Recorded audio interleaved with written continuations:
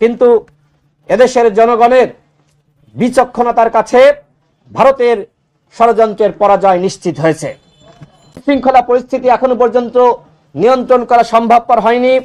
যারা গণহত্যার সাথে সরাসরি জড়িত ছিল, জেলাগুলোতে আওয়ামী লীগের যারা হাইকমান্ড এবং কেন্দ্রীয় হাইকমান্ড, সেই উবায়দুল কাদের থেকে শুরু করে আসাদুজ্জামান খান কামাল থেকে শুরু করে উবায়দুল কাদেরের আশপাশে যারা থাকতো, জাহাঙ্গীর কবির, নানক, হানিফ সহ কাউকে এখনো পর্যন্ত গ্রেপ্তার করা হয়নি।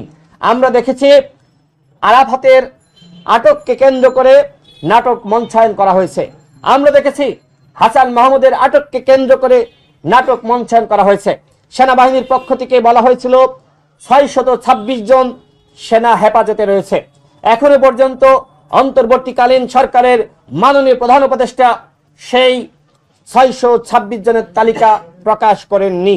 ওই 626 জনের কারা কারা পালিয়ে গেছে, কিভাবে পালিয়ে গেল, আমরা সেটি জানতে চাই এবং আবারও দাবি করছি সেই 626 জনের তালিকা অনতিবিলম্বে প্রকাশ করতে হবে। যারা আওয়ামী লীগের হাইকমান্ড উবায়দুল কাদের থেকে শুরু করে জাহাঙ্গীর কবির, নানক, সকলকে গ্রেপ্তার করতে হবে। এবং আপনারা লক্ষ্য করে থাকবেন, শেখ পরিবারের কাউকে এখনো পর্যন্ত ধরা হয়নি, একজন কেউ না। শেখ পরিবারের এতগুলো এমপি মন্ত্রী কোথায় গেল? সবাই একসাথে পালিয়ে গেছে। আমরা তো খবরে দেখলাম শুধুমাত্র শেখ হাসিনা এবং শেখ রেহানা পালিয়ে গেছে, বাকিরা কোথায়? বাকিদেরকে কিভাবে পালাতে সহযোগিতা করা হয়েছে, নাকি তারা এখনো পর্যন্ত দেশেই রয়েছে, আমরা জানতে চাই। আমরা সরকারকে বলবো, শেখ পরিবারকে ন্যূনতম রক্ষার চেষ্টা করবেন না, বাংলাদেশের জনগণ সেটি মেনে নিবে না।